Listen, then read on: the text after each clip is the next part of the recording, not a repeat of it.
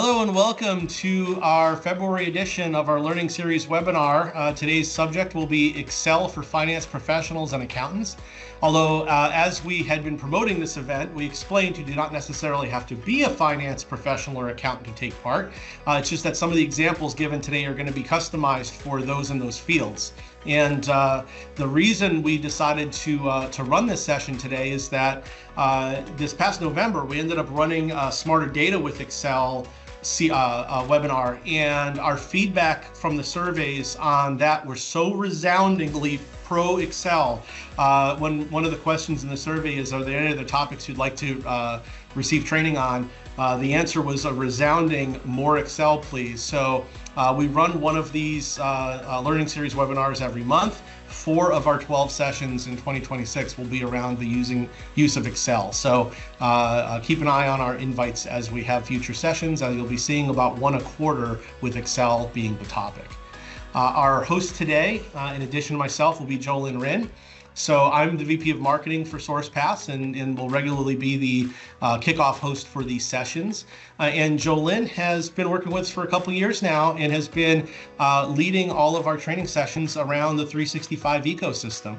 Jolyn's a certified Microsoft Master Instructor, and those who've taken part in our training sessions in the past have appreciated her presentation style. She did share with us just before this session that if you see any weird mouse clicks, it might be because she's trying to use her mouse left-handed. She accidentally tweaked some ligaments in her wrist yesterday, and will be doing her best to lead today's session, but if you see any funkiness, that might be why. Jolyn, the floor is yours. Thank you so much, Dave. So as Dave said, welcome everyone to our session today on Microsoft Excel, really focusing on the finance professionals and the accountants, but I'm going to be demonstrating a lot of things that really can be for everyday use, not just accounting and finance. Really, some of these examples are wonderful for those industries, but really for anything, because Excel really does play a crucial role in businesses these days. It really helps us with improving data analysis, generating reports, updating dashboards. So we use programs like Excel to be able to analyze large amounts of data or data across multiple data sets for budgeting, for forecasting, really enabling our end users to make informed strategic decisions and really stay competitive. So we want to be thinking about which of these tools that I demonstrate today and talk about will be best used in your organization. The ones that really kind of stand out are the ones that you're going to want to go back and try and practice right away if you can, because the sooner you can practice these, the more you're going to remember from our session today, and the more they'll be useful to you. Now, the first topic that I actually want to talk about is a feature called named ranges. Named ranges is a way that we can actually select a cell, one cell, or select a range of cells and give them an actual name. You know how in Excel, every time that you click on a cell itself, it always tells you the name of your active cell at the top left underneath the ribbon in the name box. So right now I happen to be on C8. So it says C8 in the name box. Yes, every part of your screen does have a name to it, and that name box is going to be one way that we could actually name a cell. So let's say that on this AR aging worksheet that I'm on, I'm going to be doing a few formulas to demonstrate today using this status column. And I don't want to have to keep going back over and over again and having to select that range in every single formula. I want to name the cell, and then I can use the name of the cell in the formula instead. So I'm going to select G2 all the way down to the end of the data range. Then one way to name a cell is to simply click in the name box. Then you can physically type the name you want to name it. And since this column is really called status, that's exactly what I'm going to name it.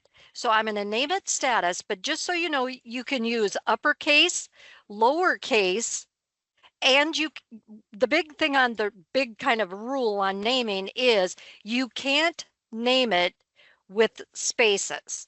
No spaces. You could do 255 characters, but only, or 256 characters, but only 255 show up in the name box. But there's a lot of different things in the background that we don't need to specifically worry about today. But as soon as you type the name of it, all you have to do, so once you select it, and by the way, I did a shortcut. Let me tell you that shortcut. So I started on G2. I'm going to do Shift Control down arrow. And as soon as I do that, it selects everything all the way down till it sees a blank cell.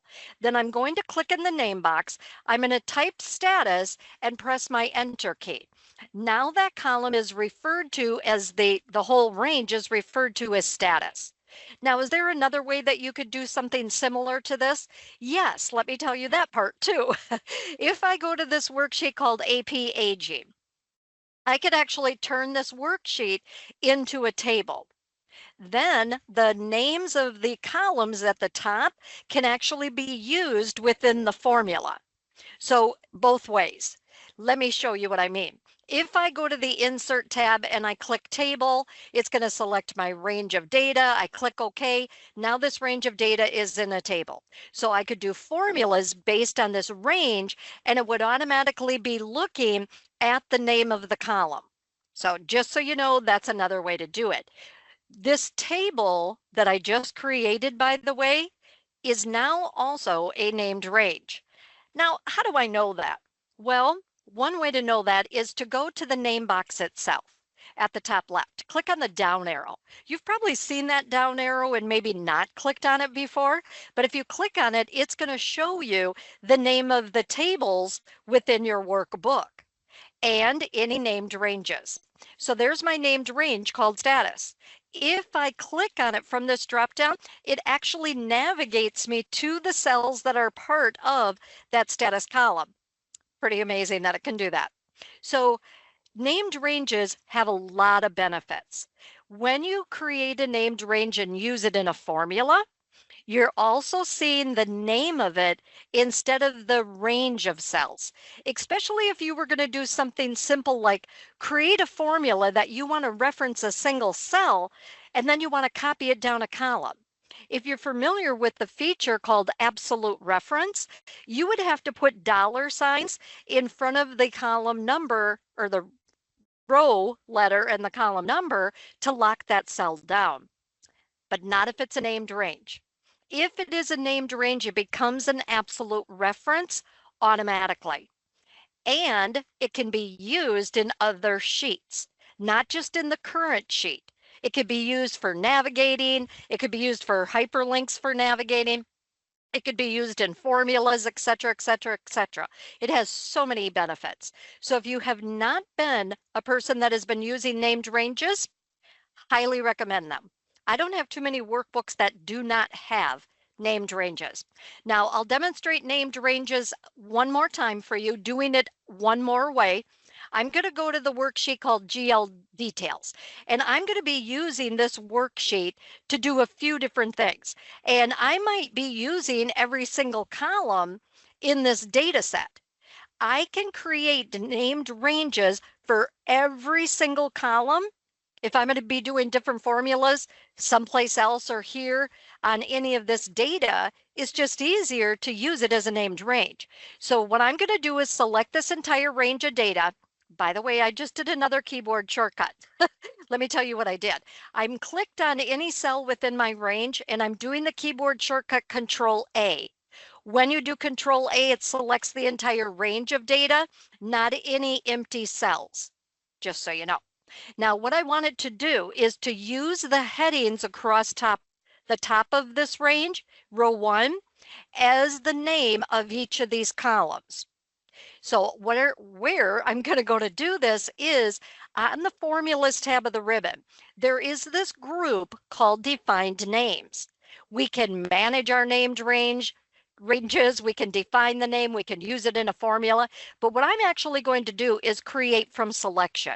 Because I selected the text, I want to use this range of data to actually create the range. It automatically has create names from these values in top row, and it assumes I want the left column, but I don't. So I'm going to uncheck left column, only leave top row, so that it's going to use the text in the top row to name each cell underneath each column.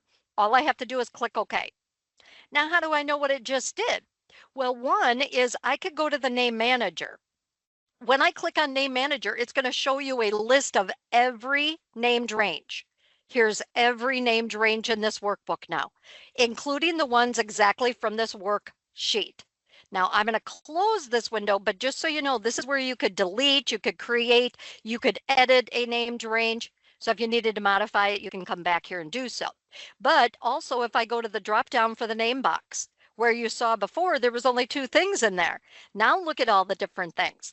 If I click on any of these, it's going to select the cells that make up that named range. So once again, easy ways to name ranges. But let's dive into a couple of examples of actually using these named ranges. When it comes to different functions built into Excel, we have some standard functions that we can use, and we can be using some coming directly from the category called finance. So I don't know if you know this, but in our current version of Excel, there's over 500 different functions available. I think every single time they do an update, they're adding a new function. It's crazy and it's really hard to keep up. But anyway, just so you're aware, on the formulas tab of the ribbon, in this function library group, if you click on financial, this is going to show you a list of the financial functions that are built into Excel, but these are not the only ones that we use with financial data.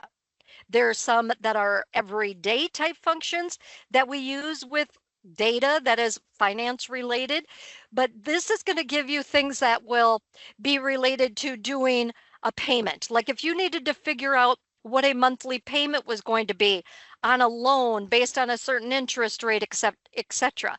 It has built-in functions to do that. And one of them would be this PMT. There's other PMT functions, but basically this would calculate the payment of the loan based on whatever loan amount, how many months you're going to pay it back, and whatever the interest rate is. That's just an example of one of those. Now, I do have most functions that I see being used. They're not always figuring out a loan amount. They're doing analysis on data that's being entered, but it's going to be general ledger related, AR related, AP related, cash flow, revenue. We're doing forecasting and things like that, where yes, you could be using these functions for certain analysis, which I do on dashboards. Dashboards would be another great class to do because building a dashboard, then you're going to have all of your information be constantly updated as we do things. But anyway, a whole nother subject on that. But just so you know, there's this whole category of different functions. I'm not going to use any of those right at this moment. I'm going to demonstrate a couple that are really used on a very regular basis. And I'm going to do a few if functions. If functions are extremely popular when it comes to analyzing data because we need to do comparisons, we need to do statistics and different things. But I don't know if any of you are Copilot users. Right now, I'm going to go to the worksheet that is called AP Aging. I'm going to go to this worksheet called AP Aging. And what if I'm looking at this data and I'm wondering to myself, is there a specific function that I should be using to calculate or analyze this data?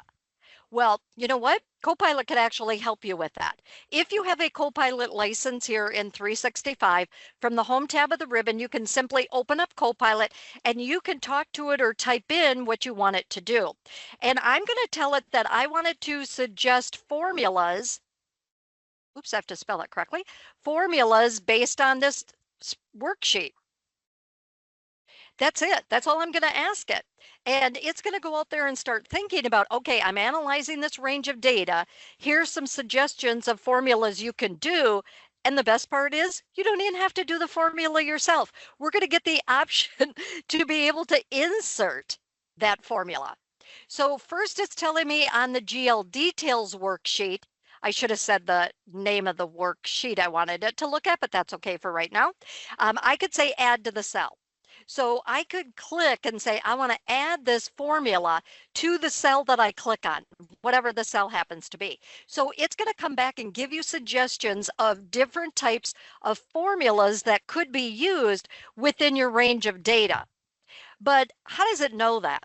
Well, it has built-in analysis, and coming soon, hopefully, if it's not already installed on your system, it also has a built-in agent mode that can be used, and it understands more and more deeper on what exactly Excel has to offer, as opposed to more of the generic, what can Copilot do?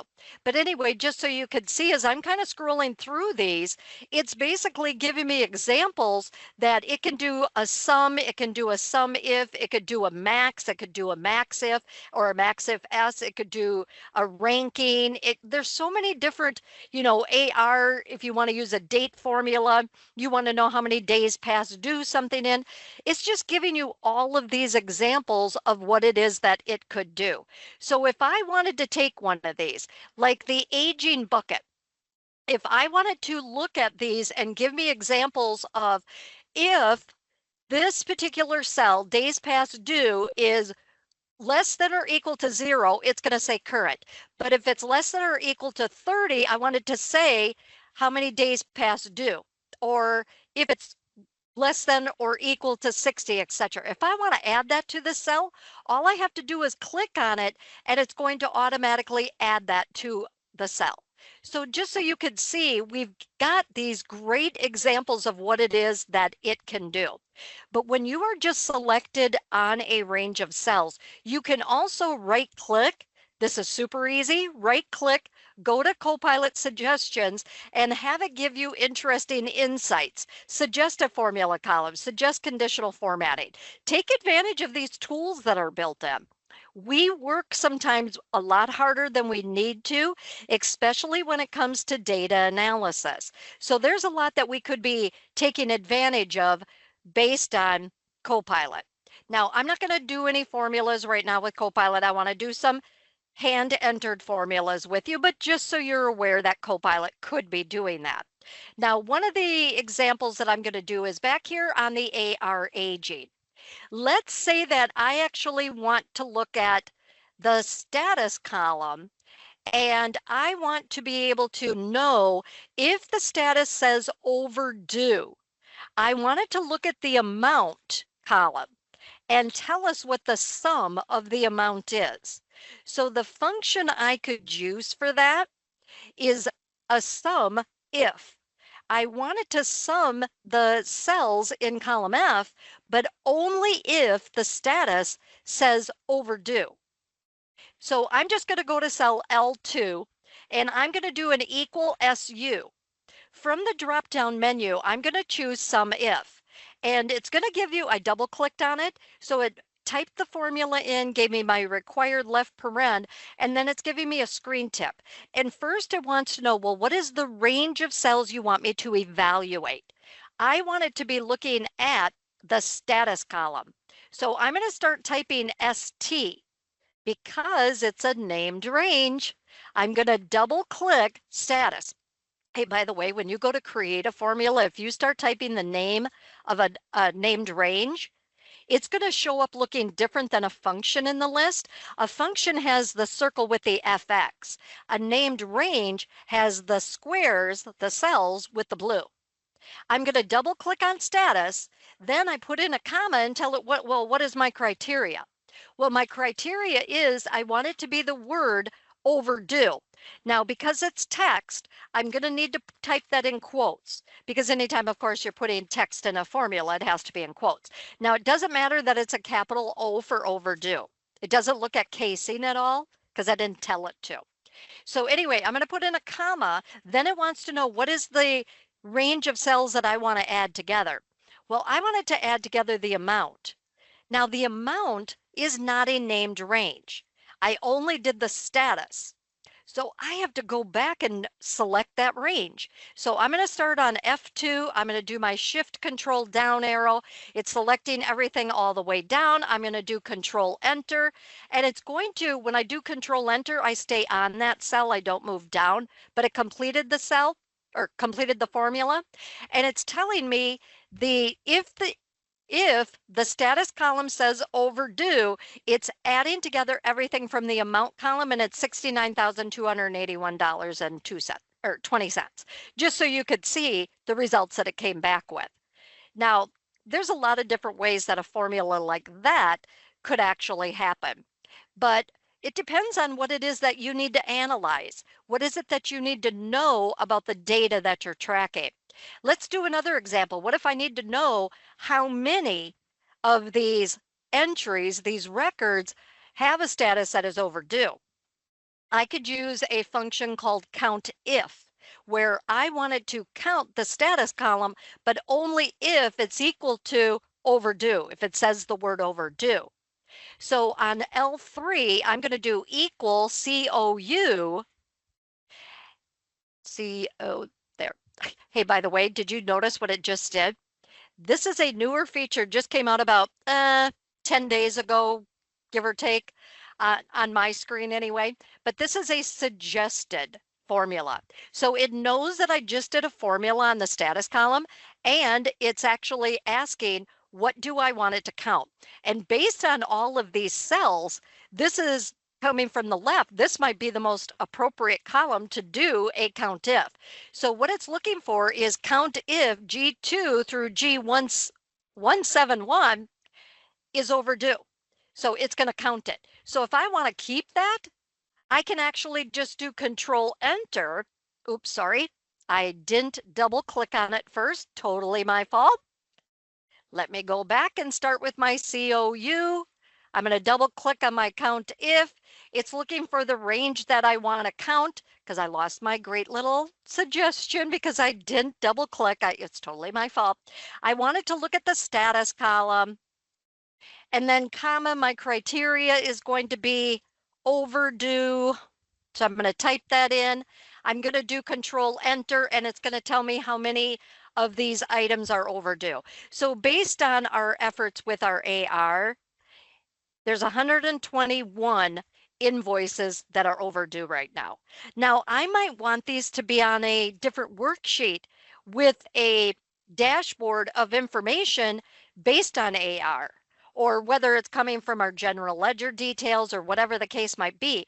I could be having multiple pieces of information like these formulas appear on a different sheet if you needed to. But what if we need to know, well, what is the average of any of the amounts if the status says overdue? What if we want to get an average if the status is overdue? It's very similar to the SUMIF, where the SUMIF adds them together. The average_if can give us an average of the amount numbers. So I'm just going to go to L4. I'm going to do an equal AV. I'm going to double click on average if, and what it did was automatically assumes this is what I wanted it to do. So if I wanted to actually, oops, sorry, the formula was actually missing the ending paren. I went to double click on it. I should have just clicked instead. But anyway, it doesn't matter. I want to walk you through how this works. So what it's looking for, what is the range that we want it to evaluate? We want it to evaluate that status column.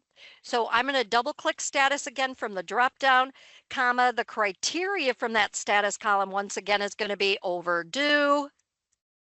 Then I wanted to get the average of everything in that amount column, and because I don't have it as a named range, I have to go back and select that range again. That's why it's such a benefit to naming these. So basically, oops, sorry. I forgot, comma, and I needed to go back and do this. Sorry, that was totally my fault. But anyway, when I come back, it's going to tell us what the average is. If the status column is overdue, it's adding, or I should say, getting us the average of the amount column. So if this is information that you need, no matter what your data set looks like, these are very, very common. These go beyond doing a sum, an average, a max, a min, a PMT, etc. These can help take you even further in how you analyze your data. Now, just to give you one more data analysis option, what if I didn't need that answer stored anywhere? What if I just wanted to ask Copilot, how many of these records are overdue? How many, based on the status column, how many are overdue versus how many have paid? What if I want to know that? We have the ability of being able to ask Copilot to do that for you. So if you don't need to physically store it, you don't need to do a formula. You could simply go back to Copilot and tell it what it is that you want it to do. So I'm going to ask it, based on the status column, how many are overdue versus paid? We can just be asking Copilot to generate the answers to those instead. So there's so many different ways and so many different features that are built into Excel that can clearly help with finance, with accounting, with everyday data analysis. Now, once it comes back, I'll show you the results of that. But there are so many different options built into Excel. It is extremely difficult to say, this is exactly what it is that I would use. So I wanted to show you, based on searches on the internet, based on searches in Copilot, searches in ChatGPT and Gemini, these are the ones that I had come back most consistently, being functions that people use in finance and accounting for formulas. But just so you're aware, of course, there's others, and it all depends on your situation. But it came back with the answer, and it says overdue 153, paid is 47. Now, I got a count earlier of saying status overdue of 121, so I'd have to figure out what my discrepancy is by looking at what it is that it broke down. But anyway, just so you could see that we could be asking Copilot to do some things for us. But I really want to take this a little bit further and talk about some other built-in great details that we have that are available. If we wanted to look up information that is in a large set of data, just to give you an example, what if I wanted to go to, I'm going to do this product search as an example. There are lookup functions that are very, very common in finance and accounting professionals. So this is a list of different products. I have it very simple. I just have the unit price and the quantity. So this is how much each costs, and then here's the quantity of what was ordered, just to kind of keep this a little simple. But in the past, I used to do a lot of VLOOKUPs, where I want to say, I want to look up this item and find the answer to it going across. And a lot of times you're going to have like 20 columns of data going across of what it is that you're trying to look up. And I want to do it with a formula so that it's actually easier to quickly get the answer. So a couple of things that I first want to point out is, if you're going to do this formula, which I'm going to be demonstrating two formulas. One of them that I'm going to do is a VLOOKUP. Then I'm going to replace it with an XLOOKUP. I used to do a VLOOKUP all the time, which stood for vertical, which means I'd have to have my first column be my lookup value. Then I would have to count how many columns across my data array for the column of information that I want to have it give me my solution to, whatever my solution is. But with an XLOOKUP, we don't have to do that. We don't have to do any counting, because what if I had 200 columns of data going across? There's no way I want to count the number of cells going across those columns to the one I want to get the answer out of. So that will make more sense when I do a demonstration here. So first off, I'm going to go to A3, and I'm going to copy I'm going to copy a product name and I'm going to put it on cell A3 because I want to do a formula that's going to find the unit price for whatever product name I put on A3. So whatever product name is on A3, I want to find the unit price. Okay. Now I could have a million different records going down of all of our different products. And if I want to be looking that up or whatever data you need to look up, one way to do that is with a VLOOKUP. So I'm going to do equal V. I'm going to double click on VLOOKUP. Then you can see that it's right now giving me that suggested prompt, but I'm going to build it myself because what I want to do is tell it, I want it to look at, sorry, let me go back here. I wanted to actually look at A3 as my lookup value. So I want it to be looking up that product name, comma, where is it going to find that product name? Well, it's going to find it within my data source. So I have to select the column with the product name and all the way across to the column I want to get the answer of. Now, of course, mine is automatically populating that, but let me get rid of that here for a second and explain. So A6 through B83, so it's looking down through row 83 of all of this data. And the number 2 is because I want the answer to come from the second column of this range of selected cells. The false, there's a true or a false lookup, which is optional. You don't need to have it, but the false is going to be an exact lookup. True means I want to do a lookup that is going to look by default only for the next lowest value. So it's called an approximate lookup. I'm going to keep what's on the screen for my formula here. I'm going to do a control enter and it comes back letting me know that the unit price is 12. So it's a way that we can take large amounts of data, look for something and have it find the answer going across the record of information across multiple columns. That's one way to do that. Let me give you another way, because what if I had this product search on a dashboard and I want to be able to look up a product name and have it be able to automatically give me the unit price, the quantity, and all of the columns of detail going across? What if I want multiples? I could do that with a VLOOKUP, but I'd have to do the separate formula for each one of the answers I want to get. I don't want to do that. And what if we have an error? I want to build in an error code. I'm going to use an XLOOKUP instead of a VLOOKUP.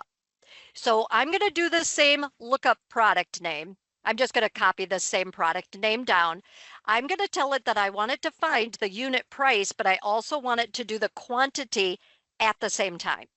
I'm going to do an XLOOKUP.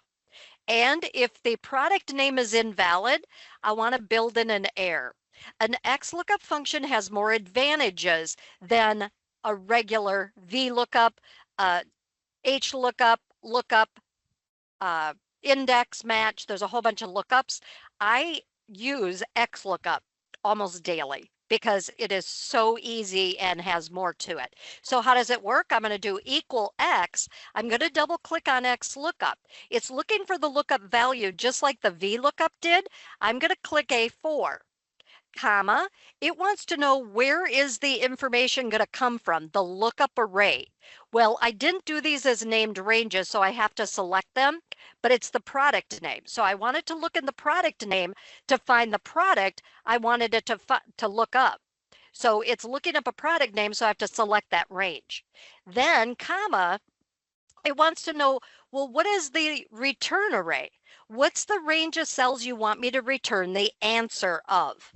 I can select all of them, or I could select one. So if I wanted column XYZ to be selected, I could select that column. I don't have to count the rows going across. But I wanted to do both unit price and quantity, so I'm going to select both of those. but I'm going to put in an extra comma, even though I could stop right now. I'm going to put in a comma to continue this formula because it's wanting to know, do I want an exact match? Do I want an exact match of the next smallest or the next largest? Do I want to use a wild card, etc.? I want an exact match. So I'm going to double click on the 0. I'm going to put in comma, and then it wants to know, it's looking for the search. Do I want to search first to last, etc., etc.? I could continue with all of this extra details. I don't need to, so I'm going to stop it at the 0. I'm going to put in my closing paren. Or I could have just done, oops, sorry. I had an extra comma in there. Totally my fault. Let me go back and do Control Enter. And what this automatically did then was it came back with the unit price and the quantity all in one formula. We didn't have to jump through hoops for it. So these are some great features that you could be using here in Excel. Now, I'm going to jump to another topic here real quick because our time goes by so fast. I'm going to actually go to the worksheet called GL Details. So in here, it has the transaction date, it has the period, the fiscal year, the journal ID number, it has the line, the account name, department code, department name. It has the debits and the credits and the amount, and it's got all this detail. And I want to be able to analyze this data further. An easy way, of course, to do that is to use a pivot table. Now, I could ask Copilot to recommend a pivot table to use with this, or I could go to the Insert tab and use Recommended Pivot Table. But I'm just going to do a pivot table. It's going to select my range of data. I'm going to say I want this pivot table to appear on a new worksheet, and I'm going to click OK. It gives me a new worksheet, and on the right-hand side are all of my fields. And what I wanted to do is to give me the department name, and I wanted to give me the credits and maybe even the debit. And if I wanted any other details like a description of what it was or anything, I could automatically add that in as well. So whatever columns of data you want to see from that big GL Details, you just click the name of the column heading and it automatically adds those fields. What it actually did down here on the right hand side of the pivot table field list is it adds rows for anything that I checked that was text related. So the first thing that I added was the department name. So it gave me a unique list of every department name. Then I chose to do the credit, then the debit, and it automatically did a sum of the credit, a sum of the debit. Then I added in, and by the way, down at the bottom, the sum of credit and sum of debit went in separate columns in the spreadsheet, but it also put them in the values box. Anytime it's doing a calculation, the field name goes in the value box. But as soon as I add in description, it indents it in column A under the department name. So every unique description matches up with the name of the department. And what's happening in columns B and C is it's giving us subtotals based on each of those descriptions with a grand total for each of the departments. So finance has a sum of credit of $8,184, but in the customer invoice posted, it's $2,292 from that total. So you can see this is a great, easy way to generate a report. So when you stop and think about, oh, I'm going to create a report in Excel, I have seen people do different 3D formulas going across multiple sheets, and I've seen them try to, manually analyze their data. They do sorting and filtering, which is great to do sorting and filtering, but it's much easier to really do things based on a pivot table.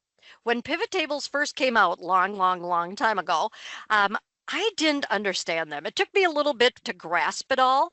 And then all of a sudden I got it. Then they changed it and made it easier. And now today, they can't get much easier on how we create them. But I want to take this pivot table just a little bit further, because what if we're going to be in a meeting? We're having an accounting meeting and people are going to be asking questions about this data. And we want to be able to quickly and easily filter our data. I'm going to show you first here before I do this. I'm going to show you that there is date related information here. We do have the transaction date. We have period and fiscal year, but they're not physically a date, because what I'm going to do is create slicers. Because what a slicer and a timeline do for us is it's two different ways that we can filter our data by using a window of unique values. So what I'm going to do is I'm clicked on my pivot table. On my ribbon, I have this pivot table analyze tab. If I click on a blank cell, that tab goes away. If I click back on my cells within my pivot table, it comes back. And what I want to do is go to this tab, Pivot Table Analyze, and in the filter group, I'm going to click Insert Slicer. I'm going to choose the fields that I want to be able to filter by. So if I want to be able to filter by account name, or I want to be able to filter by department name, I want to filter by description, whatever the case might be, you click those that you want to be able to filter by. Then when you click OK, it's going to give you a separate window with the unique values of each of the fields that you selected. If you want to modify each of these, excuse me, I got a tickle. You could use the slicer tools on the ribbon. You could have each one be a different color, whatever. There's also some additional tools that you could use where you could have multiple columns and different things like that. But just so you could see how that could work. But what is that going to do to your pivot table? What if we only want to see marketing? From the department column, we only want to see marketing. If I click marketing, it filters to only show marketing. So from the slicer, we can filter the data. If I change my mind and need to see finance, I can click on it and it automatically changes to it. At the top right of the slicer is a clear filter option where it will bring all the records back. Because what if I want to see inventory related items? From the account name, if I click inventory, it's filtering, even though we're not seeing the inventory field in the pivot table, it's still filtering by it. So whatever you want to see, you could filter from every slicer or filter from just one or two or whatever it is that you need. Once again, if you want to clear the filter, go to the slicer you're filtered by, click on that clear filter, and it will clear it out. But what if I want to do things based on dates? I'm going to go back to the pivot table and click on one of the cells, and I'm going to go back to the pivot table Analyze tab of the ribbon. I'm going to click on the icon called Insert Timeline. Insert Timeline is only going to show you date-related information, date-related columns. I'm going to say I want to be able to filter by the transaction date. I'm going to click OK. It's going to give me a timeline window that I can use to filter. I'm going to scroll the scroll bar at the bottom to the left. You can see it says 2025 and then it has months, January, February, March. If I only want to see the transactions for March of 2025, I click on that blue bar under March and it just filtered the pivot table to only show the transactions that were based on that date. If I want to see May, I click May. Want to see January, I can click January. If I want to filter by quarters, filter by year, filter by day, I can go to the top right of the slicer, or I should say that timeline, and click where it says months.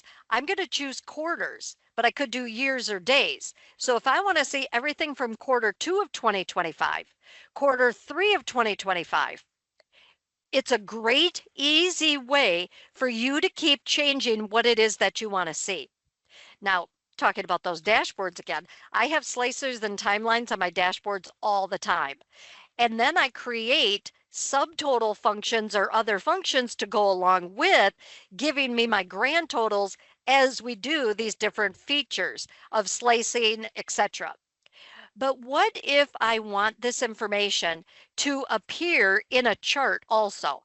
Because there's a lot of people that truly love charts, and I do too. Charts are very common in finance and accounting. Not just finance and accounting, of course, but that's where I use charts the most, is in finance and accounting and sales for me, or customer service, or I use charts all the time. I shouldn't, yeah, I just use charts all the time, but definitely in finance and accounting. So if I click back on the pivot table, I can create a pivot chart that will change as I change my data on my pivot table. They would be connected. How we do that is back on the pivot table Analyze tab. On the right-hand side in the Tools group, I'm going to click Pivot Chart. I can choose the chart type that I want to use, then click OK, and it will give you a chart in the middle of your worksheet like it always does. You can click and drag and move it. Now keep in mind I have two different value columns. One is the sum of credit, one is the sum of debit. So it's providing the values for both of those. So I might need this chart to be a little bit bigger. I might need to spread it out because I have both the name of the department and the description as well that this chart is representing.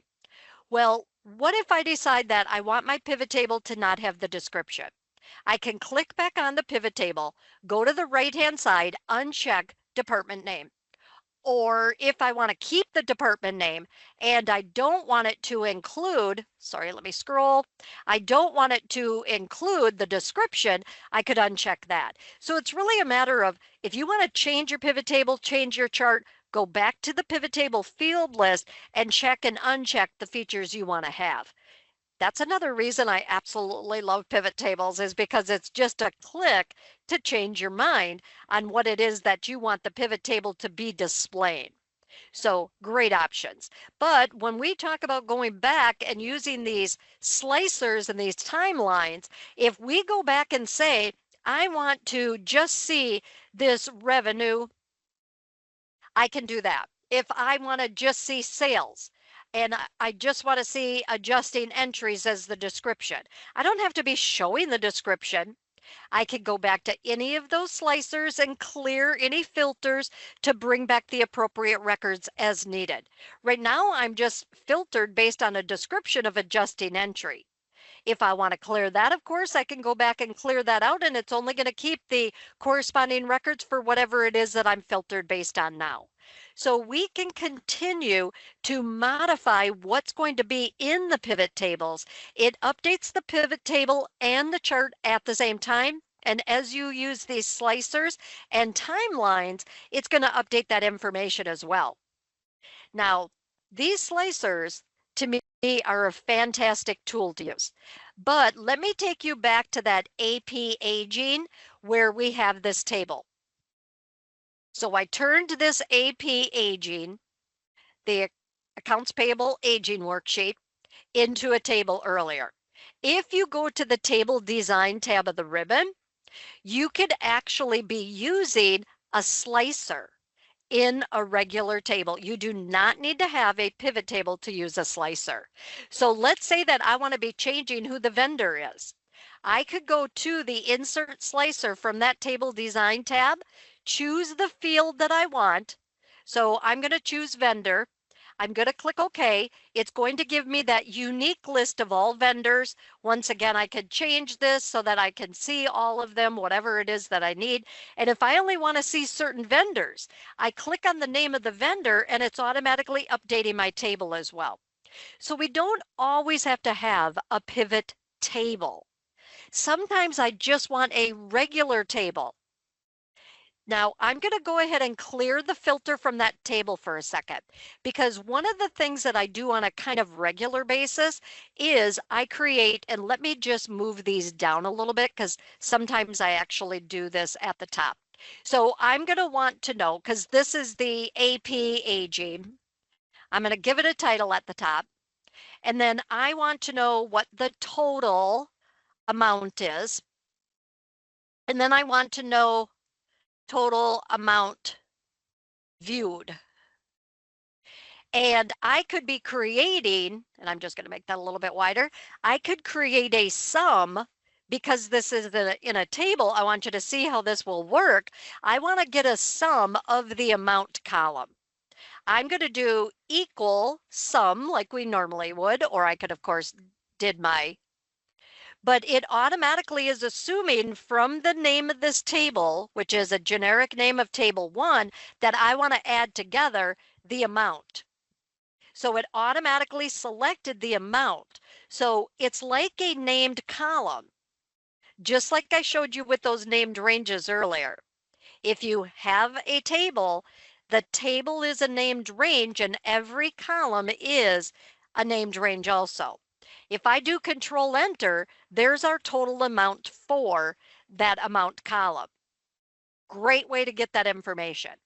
But what if, as we use our slicer to look at different vendor information from AP, what if I only want a subtotal of that current vendor? An easy way to do that is to use a subtotal function. So I could come back and say equal subtotal, tell it the function that I want it to do. And in this case, I wanted to add the amount. So I'm going to double click on 9-sum. The 9 is a hidden code to the computer to let it know that I want it to do a sum, because subtotal can do different types of functions, as you could see from that list. And look what it did. It's automatically looking at my table of data, and it assumes that I want to get a subtotal of the amount. So I'm clicking at the end of it in the formula bar right now, just so you could see what it added in. If I do Control Enter, it's going to give me the same exact answer because I'm seeing all records of information.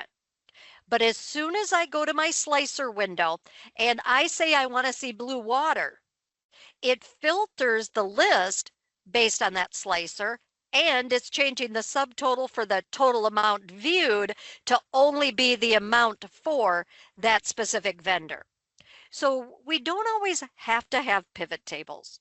Not everybody needs to use those. Sometimes this is going to be exactly what I need.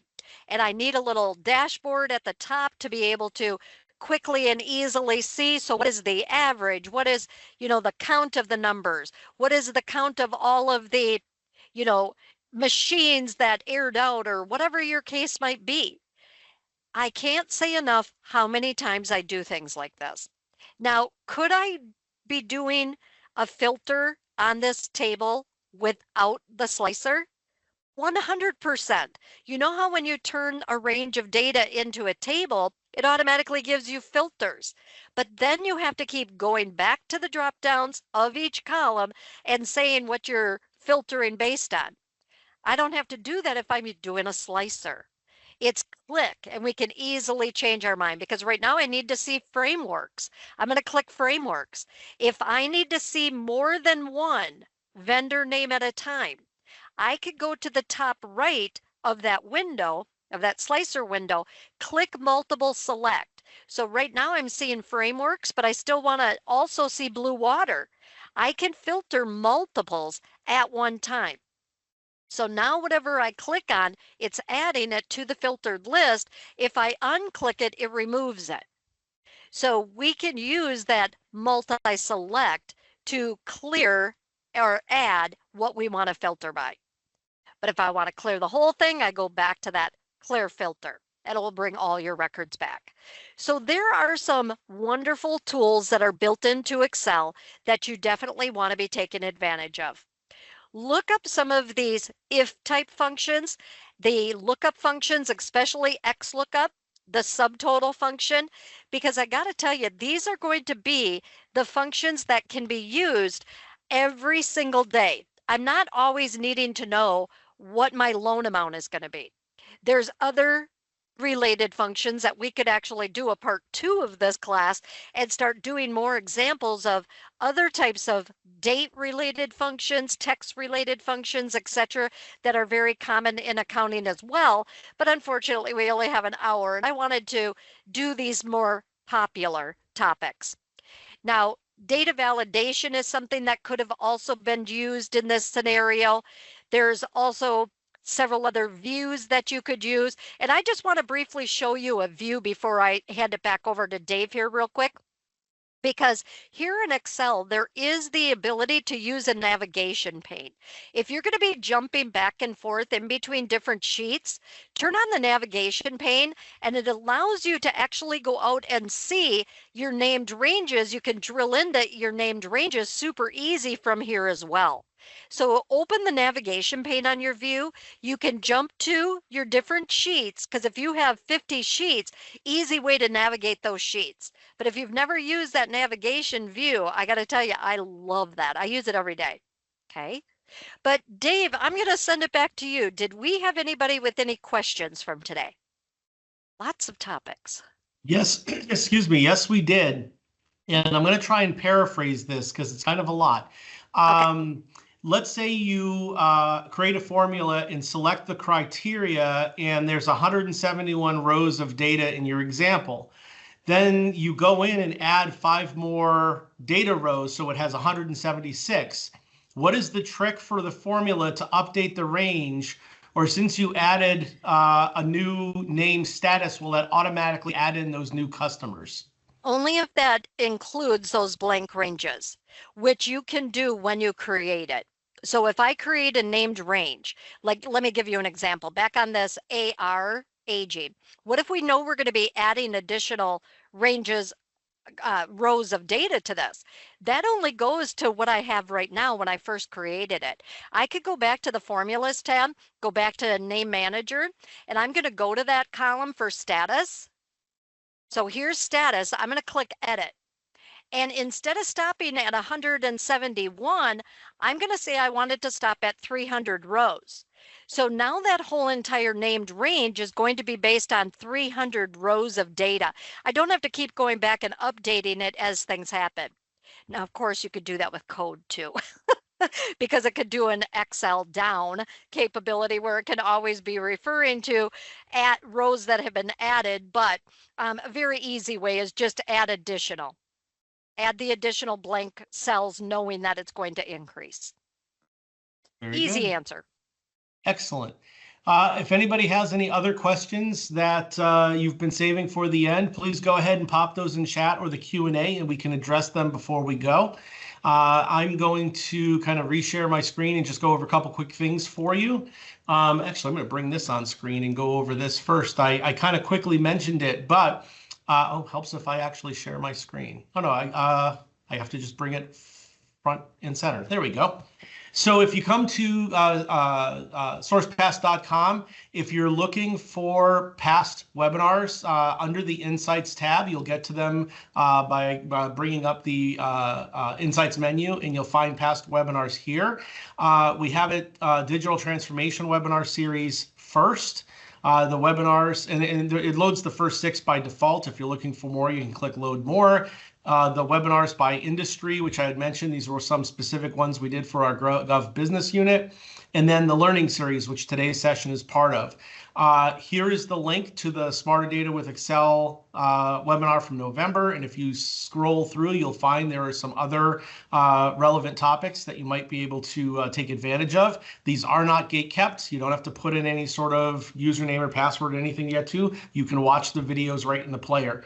Or it will open up a window that will play it in the player. But I wanted to just give you the instruction on where to find this in the video library if you want to watch any of the prior sessions.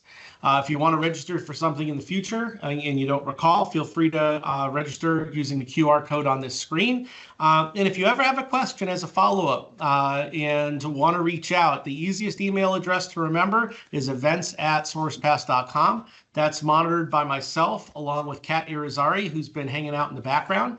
And Kat or I will be happy to get back to you.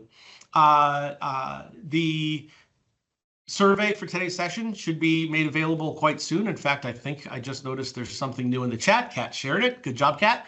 So please go ahead and give us that feedback when you get a chance.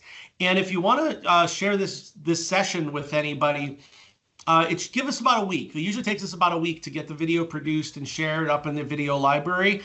So check back middle of next week if you're looking for the recording of today's session to share with any coworkers who weren't able to make it. Thanks very much for joining us today. Hope to see you on a future session, and we appreciate your time and any feedback you're willing to offer. So thanks very much. Jolene, great job as always. Appreciate it, especially since you're playing injured today with your wrist, and we look forward to your next session next month. Thanks, everybody. Have a great afternoon. Bye-bye.